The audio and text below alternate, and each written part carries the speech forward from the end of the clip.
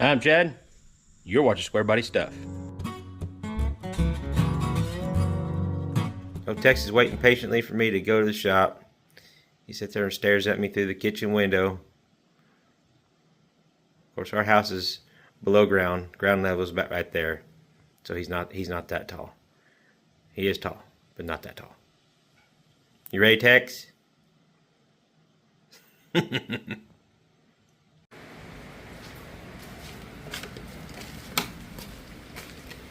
You ready to go to the shop? Come on.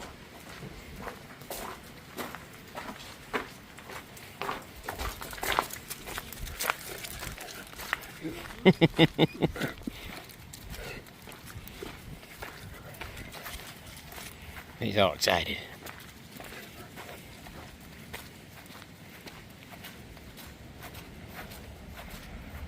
Who's that?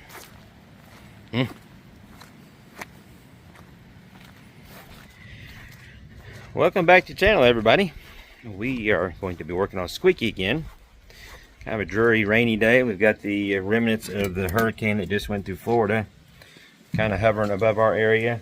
You coming in, Tex? Come on. Alright, I'll leave the door open for you. So, yeah. A little drizzly, a little rainy, not too bad. What we got going on is trying to still dig into this smoking issue that we've had with Squeaky.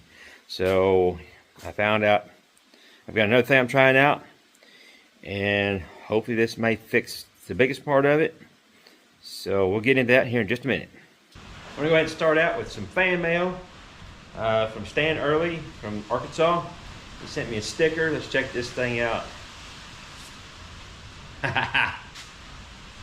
No LS. I think I might have enough room on Squeaky's back glass for a special spot just for this one. Thank you, Stan. I appreciate it.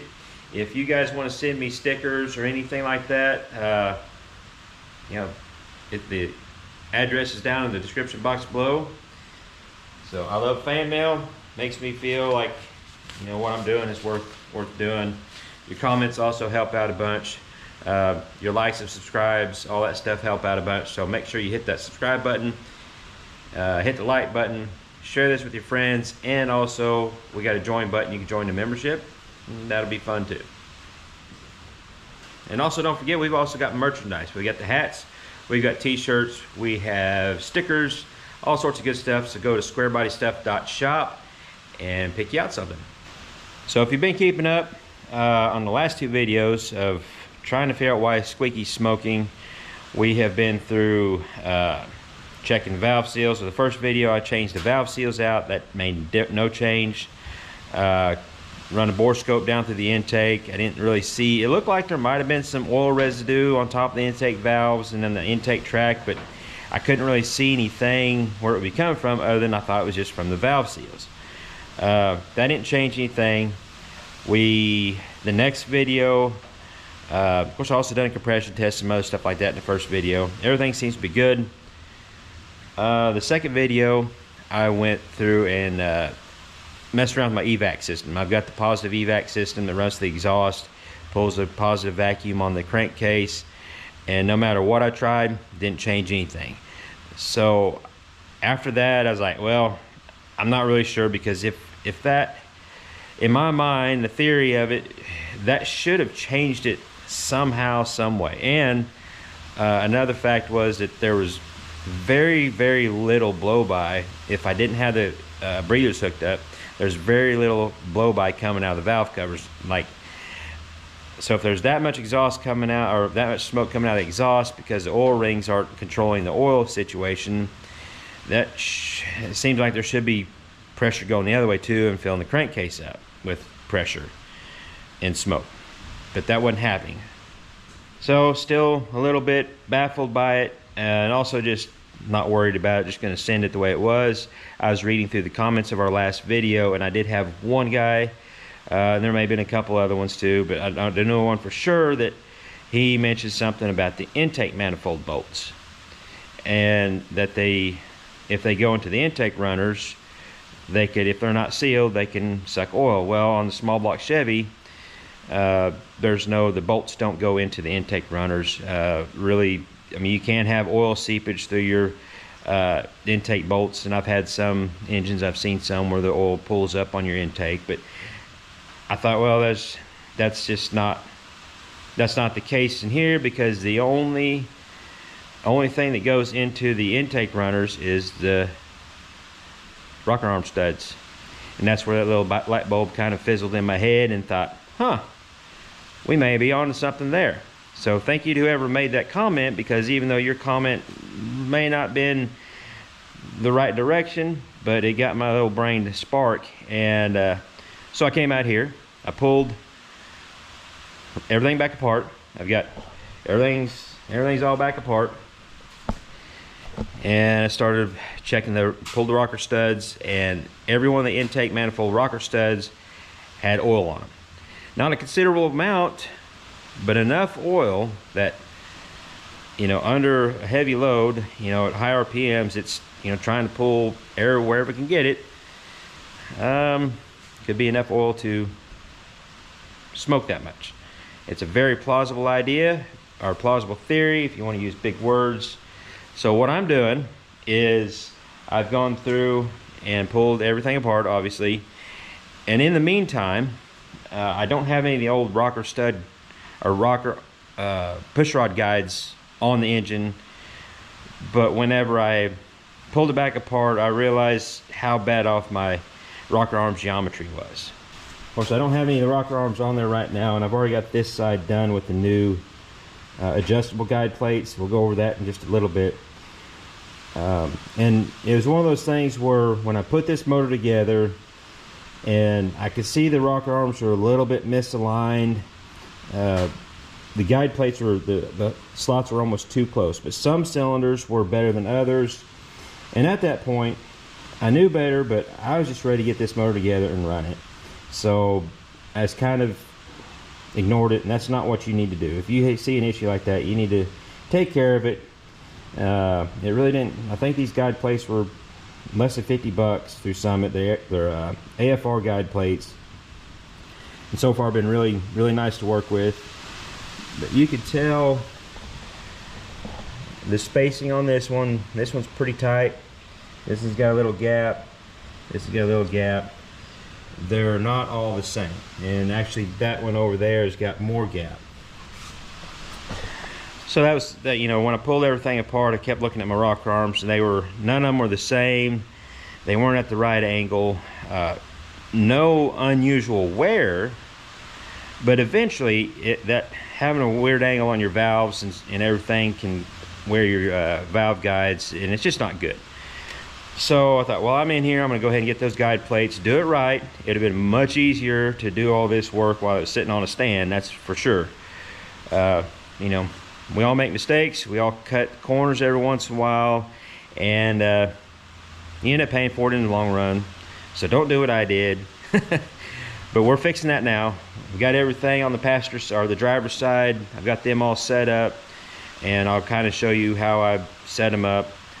And this is how I do it. I'm not saying it's the only way to do it, but I'll show you how I do it.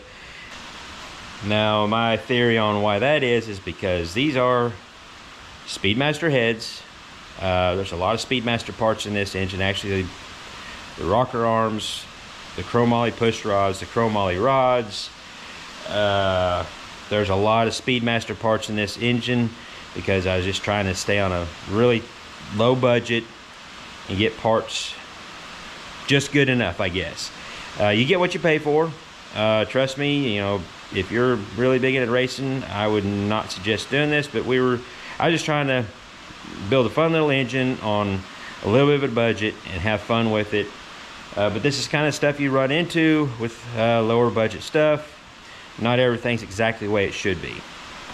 Now, another thing I'm going to address while we're in here, something I meant to do earlier on, but I just kept forgetting about it, never got back to it. I'm also going to port match my header gaskets.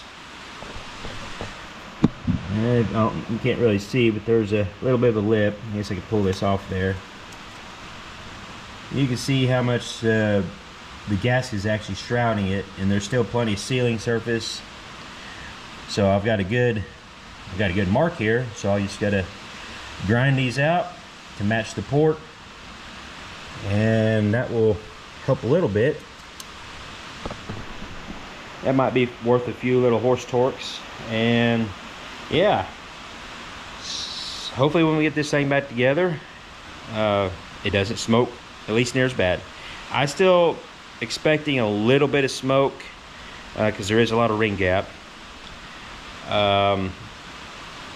but we're going to try to fix the smoking issue, getting the valve train geometry better than it was, and get these exhaust ports opened up a little bit. All that stuff may be worth a few horsepower here and there. Every little bit helps. I also changed the shocks on the front of him. Last video I showed you I put new shocks on the back. I went ahead and I got to looking at the shocks on the front, and I don't think they're the actual originals. They are AC Delcos. They've been on there a while. Let's see, this one. Well, this one actually might be original. I don't know. I can't. No. Anyhow, they're pretty much blown. So I'm not sure if the new shocks will help or hurt on the front end, letting it rise up when I launch. But at least it'll be, the truck will be more uniform as far as the shocks. Hopefully it doesn't hurt anything on the 60 foot, because we were doing really good on the 60 foot. He's really consistent in the mid to low 170s range on 60 foot. But that's kind of our next step on this truck, is really try to dial in, or not do a whole bunch of fancy stuff to the suspension, but work on suspension, try to get it to react a little bit better. Another thing I'm going to do is I want to paint my headers white. I've got some white high heat paint. I've got, let's see, what have I got on my note board? I've got spring limiters, which that's for the rear suspension. I got a tip gauge because I broke the sending unit last time I was messing with it. My battery tray is about to break into. Paint headers, guide plates. I made a special wrench just for this, doing these things. It's just a cheap wrench I got probably at a yard sale or something. Cut the end open so I can use this end. When I get the rocker arms on there, I leave the studs just a little bit loose, and once I get the rocker arms and everything aligned the way I want, I can reach in there and tighten them up, and that way they're set in place. I can pull the rocker arms, push rods back out, and get in there with my welder.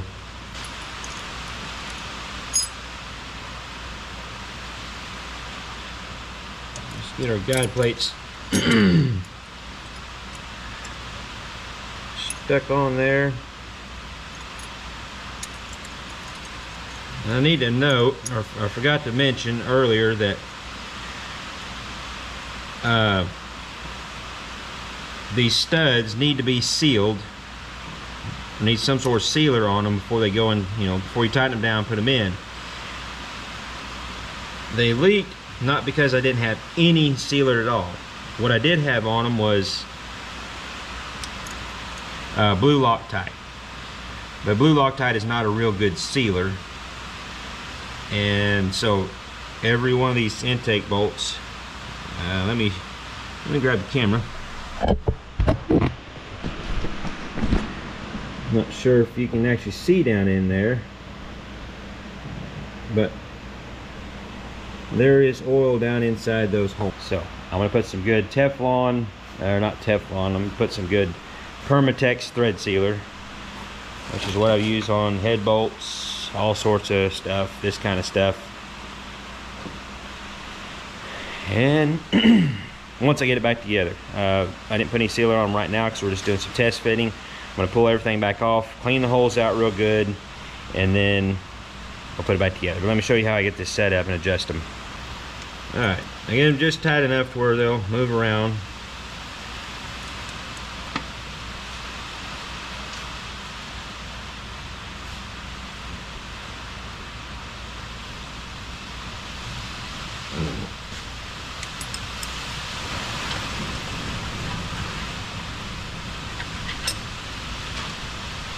Get my push rods in there, and then I try to spin the engine over where it's at top dead center for this cylinder, or real close to it.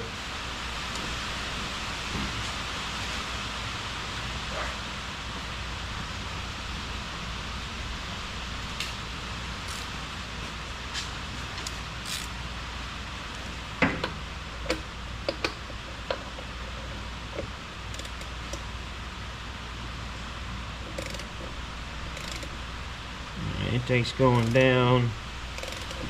That should be close to, at least both of them are down all the way.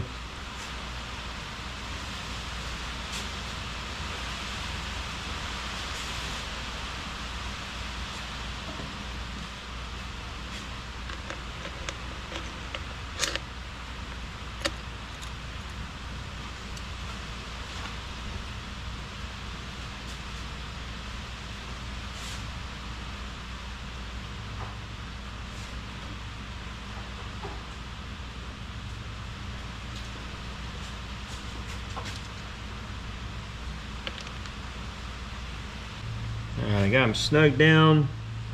This to be finger tight. And then I just try to center them up.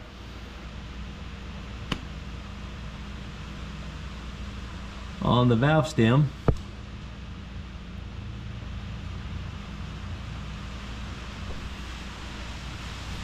And they're still a little bit splayed.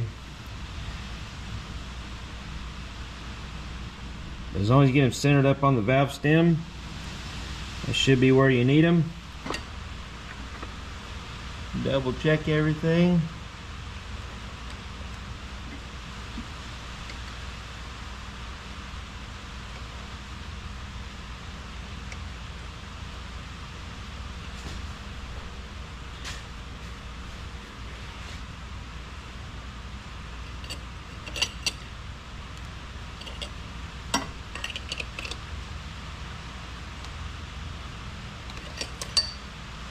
Alright, that one's set. I'll pull this off.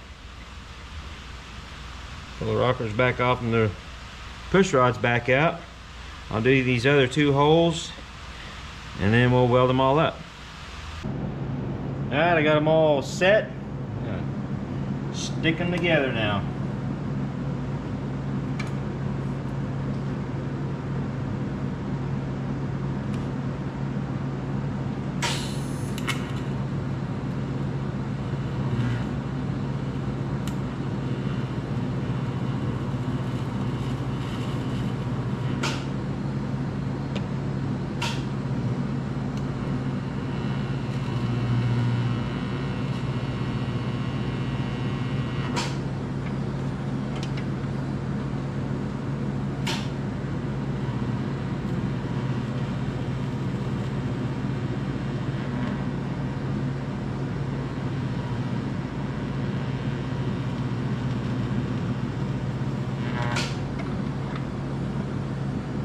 So my next steps is I'm going to pull all these back out, clean the holes out, and now the exhaust holes, they're all blind. They don't go into the exhaust ports or into anything. The intake holes, or the intake studs, go into the intake runners.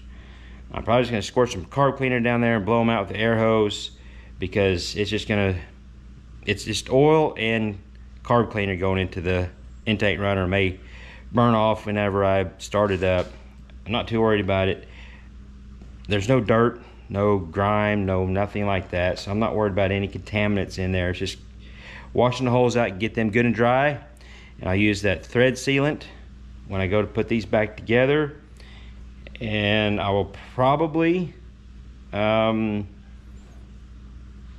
probably set them back on there, get the sealant on there, finger tight the studs, put the rocker arms or the push rods, rocker arms on there, and make sure they're lined up, because they're still slotted. They could be off a little bit.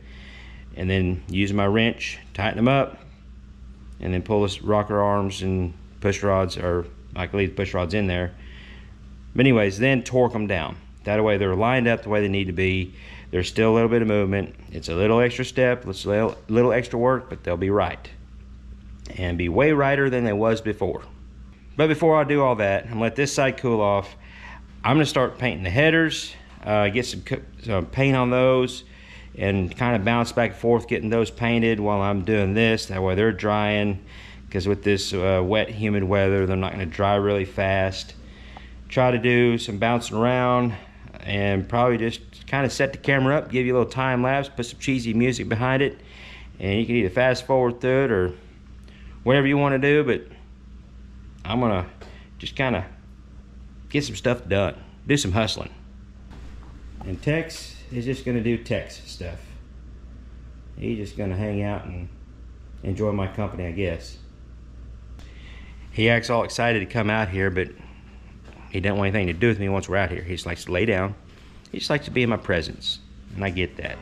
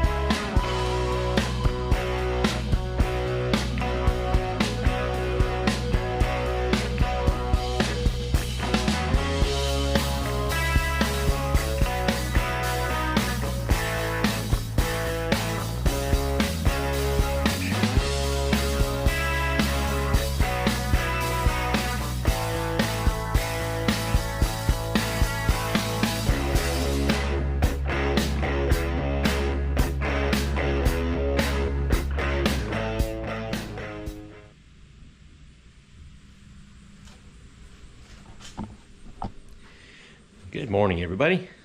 I had a pretty successful night in the shop last night. Got the engine pretty much all back together and got the headers painted. Got my battery tray kind of fixed. It's better than it was. Yeah, so we're ready to, well, I think the next thing I'm going to do is put my temp gauge in, because I don't want to have to fight around the headers to get to that fitting. It's not that bad, but might as well do it before I put the headers in. And then get the headers on. Fire this thing up. Of course, my idea with the trying to gasket match these gaskets for the headers, it didn't work out so well. They just came apart. Because these sealing rings on the inside, yeah, not a good idea. So I'm going to use this stuff instead. This is the highest heat stuff they've got. It's up to 750 degrees. It should work pretty good. Both the sealing surfaces are pretty well flat. So yeah, it'll work. And it'll probably be better. I won't have any more restriction around the ports. So I have had a few people ask how I got these aftermarket gauges in the factory dash. And this is the factory, whatever you want to call it. And just put them in there and it works. Hopefully I think I had to make the holes a little bit bigger or something like that. Not very convenient right now because my hard line for my oil pressure sending unit's there, and my wires for the lights aren't quite long enough, and I got these wires kind of in the way, but we'll make do. We'll get it off there. Now sometimes I wonder what past me was thinking when I put stuff together. That makes stuff harder on future me sometimes.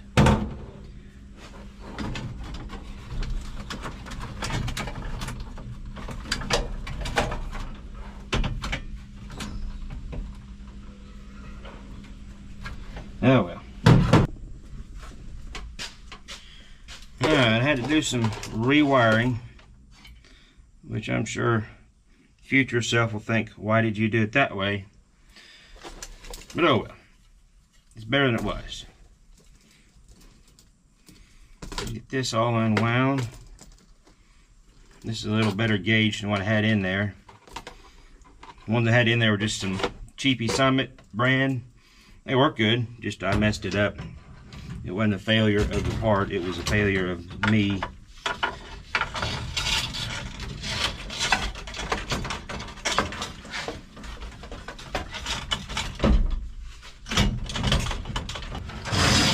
And I had this gauge just sitting on the shelf. I buy it special for this. It doesn't match. It's a Sun Pro. I got it really cheap somewhere. I really would like to go with the electrical ones. That way I don't have to mess with this cable or thermocouple, whatever you want to call it. Because it could be a pain in the butt.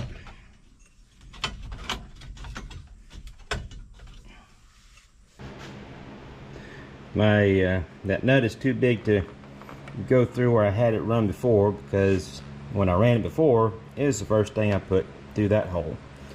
So I'm gonna go on the inside and find a good spot, probably down here somewhere, and drill another hole to run that through. This has turned into a bigger job than the rocker arm studs.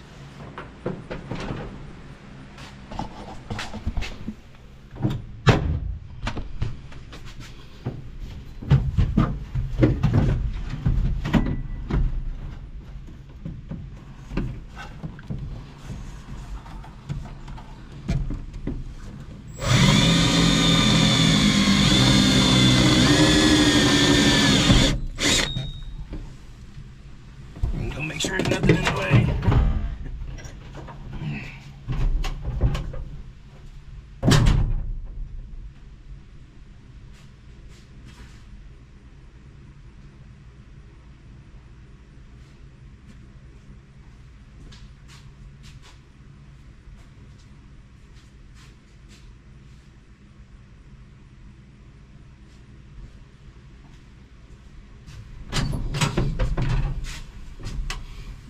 Yeah, it's close.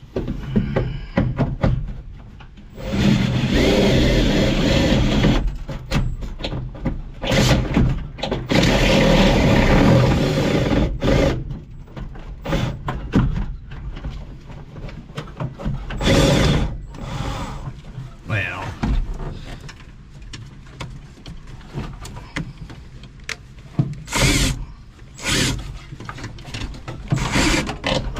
there we go.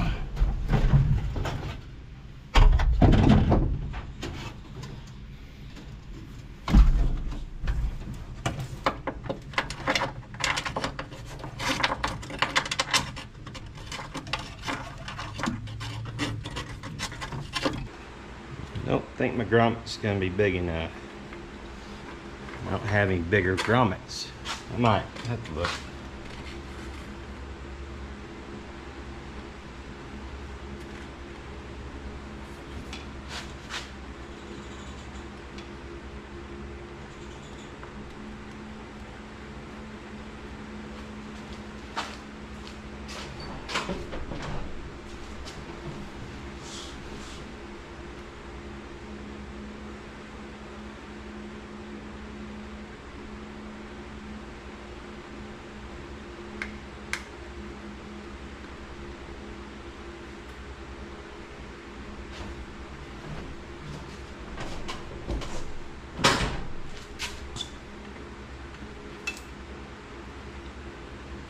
Yeah.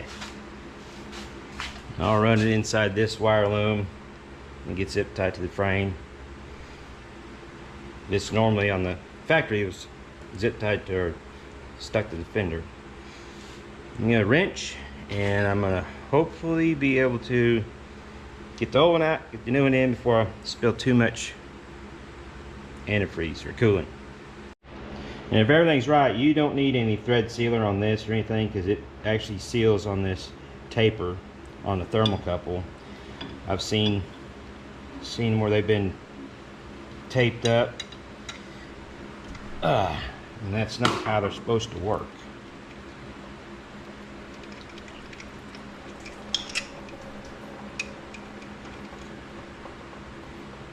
There, didn't hardly lose any.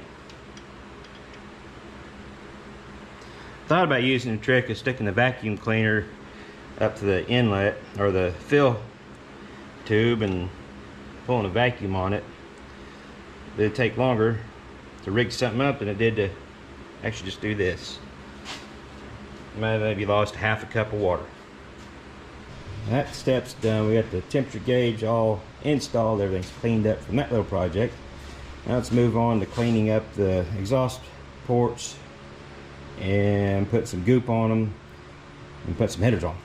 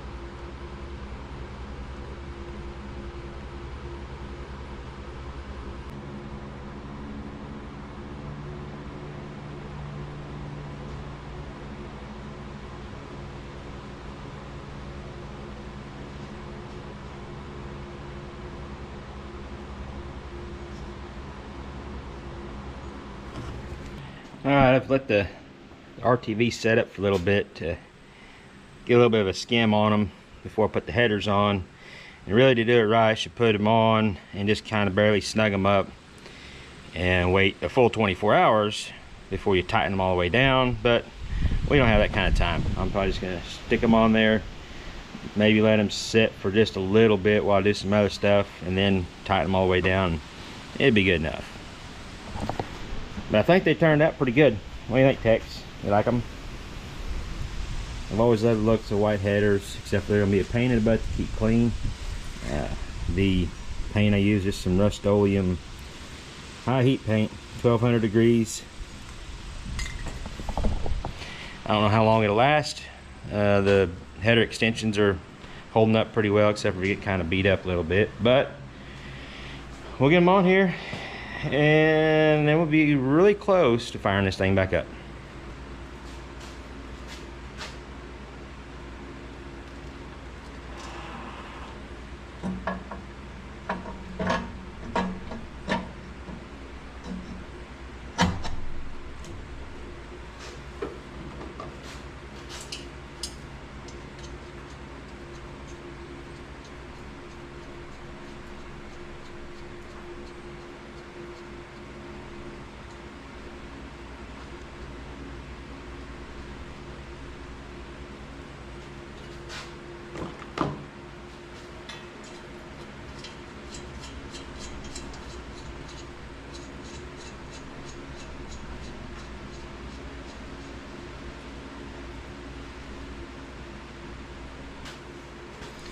I like to put just a little dab of this high heat stuff on the bolts.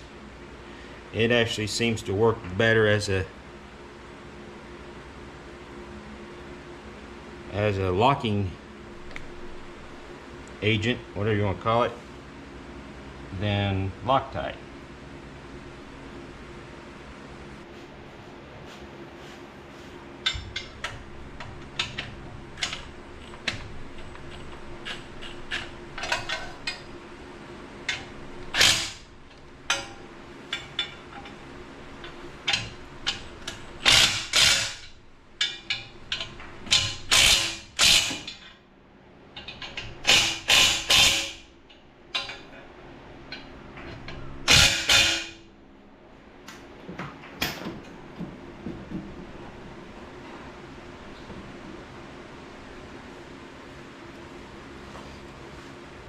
Everything's back together except for the fenders and stuff, and I'm gonna start him up, check everything over, make sure I don't have any leaks or any major issues, and then I'm going to back him out and start him up, let him warm up, and hopefully my new temperature gauge works, and hopefully we don't have any smoke. Maybe a little bit of smoke. I'm going to be okay with just a little bit of smoke, but hopefully we get rid of the big clouds. And dadgum, these headers look sweet. How long they'll stay looking that way, I don't know. I should have repainted my extensions because now they look pretty crappy. They'll look really good peeking out from underneath the fenders when I get the front end back on. Alright, we'll be back, and hopefully we don't have a smoke show.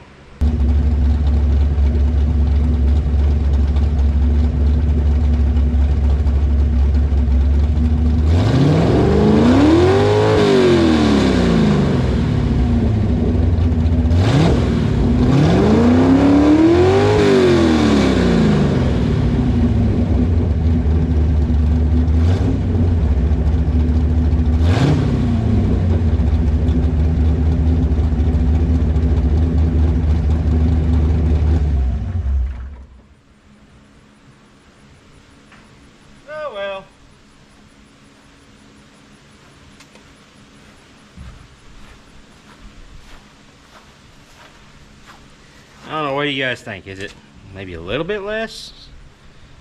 It's hard to say. I'd have to watch the videos back to back, but you know what? It is what it is. We've tried everything other than rings, so that's what we're going to be doing this winter. We'll be tearing that thing down, re-ringing it. Possibly, I've been taking some ganders at some bigger camshafts on the Summit. So, yeah, because it needs more camshaft. I got enough heads. I got enough bottom end. I need more camshaft. Alright, even though that wasn't a complete win, you know, we still got a lot of stuff done to the truck. And, you know, the stuff done inside the engine, you know, the guide plates, that was something that, you know, needed to be done. Obviously the rocker arm guide or studs, they need to be sealed up. So it may have helped a little bit. Like I said, I can't really tell. I'll have to look at the video. Let me know what you guys think in the comments. So we've pretty much covered everything. But we got a lot of other stuff done to the truck. Let me look at my list. We got painted the headers, which I'll go show you those. Kind of wish I wouldn't have now.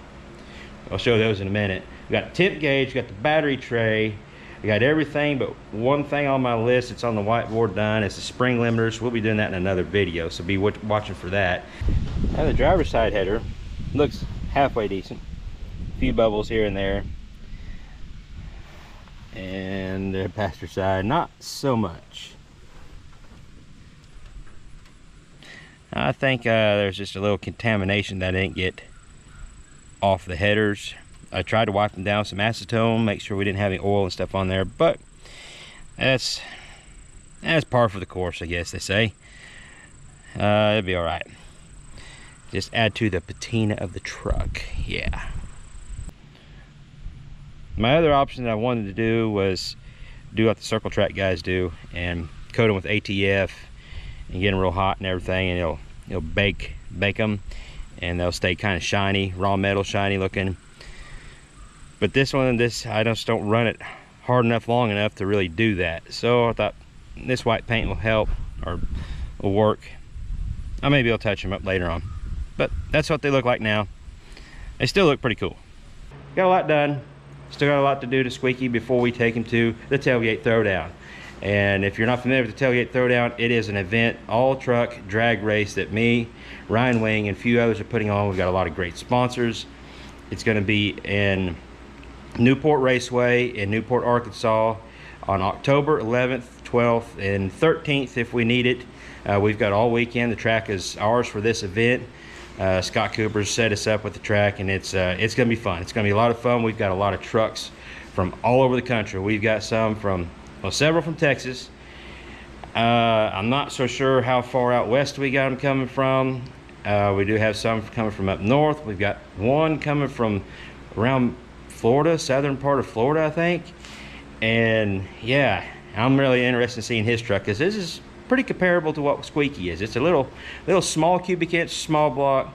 He's got an automatic, And he's got a little bit of nitrous, I think. So me and him are gonna try to do a little grudge racing, I hope, and gonna have a lot of fun. Squeaky's gonna be ready. I just gotta button up a few other things, do the spring hang or the spring limiters, and then we're gonna just let him sit until tailgate throwdown, because I'm not gonna be able to do any more testing at my home track at Rogersville, because they're not gonna have any more testing tunes in between now and the tailgate throwdown, which tailgate throwdown is in 2 weeks. I only have one more weekend. If they're open next weekend, I might take him up there, do a little testing, because we have new shocks. We got a lot of new stuff, a lot of different stuff on Squeaky. So I think it's all for the better.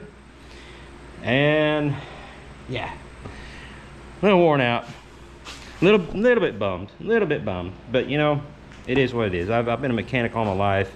You can't win them all. You know, it gives me an opportunity to go back into this engine this winter and yeah, make it that much better. So I'm gonna get the front end back on Squeaky. I think I'm done with everything there. I need to get back on the big block that's sitting on the engine stand over there for old Cream Puff, so we can get that done, because the old 350 and Cream Puff, he's smoking just about as bad as Squeaky, but he smokes all the time, not just when you rev him up. So it still has plenty of power for what it is. But when you get back on that big block, we got other projects going on. I just don't have enough time to put them all out there for you guys. But I appreciate you guys watching.